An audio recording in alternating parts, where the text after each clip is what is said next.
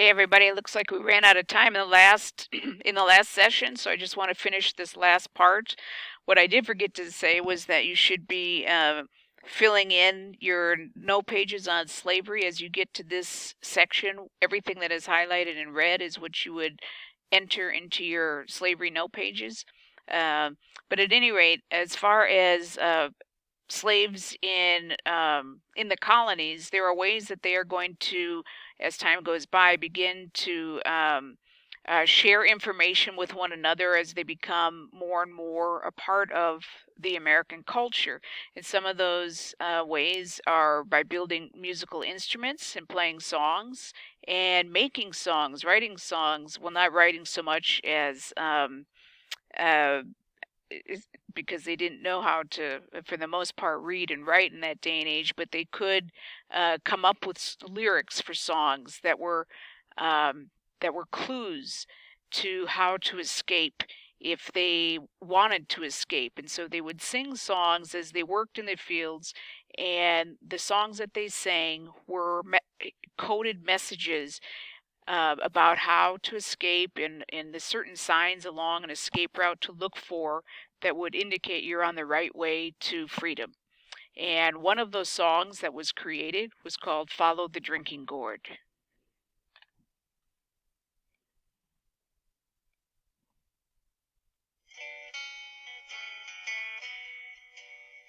When the sun comes back and the first quail calls, follow the drinking gourd.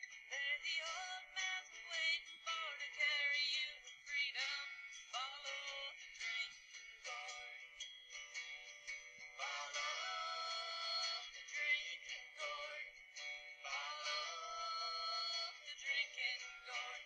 For the old man is waiting for to carry you to freedom. Follow the drinking gourd. Now the riverbank makes a mighty good road. The dead trees will show you the way. Left foot, peg foot, traveling on. Follow the drinking gourd. Follow the drinking gourd. Follow the drinking gourd. For the old man's waiting for to carry you to freedom. Follow the drinking gourd. Now the river ends between two hills. Follow the drinking gourd. There's another river on the other side. Follow the drinking gourd.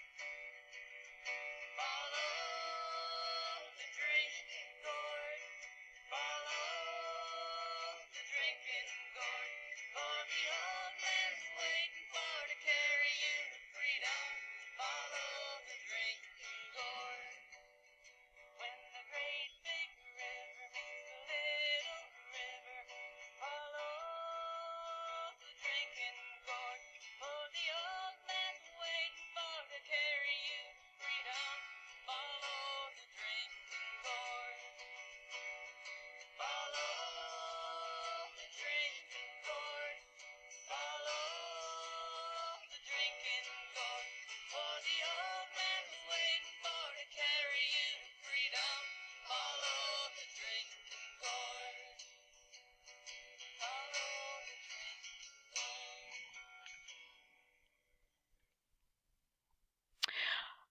All right, so listening to all right, so after we have listened to that song, Follow the Drinking Gourd, I'd like you to think about what exactly the drinking gourd was and Google, try to find out through Google who the old man was. And why would this old man leave the job he used to have and become somebody that is going to help slaves escape?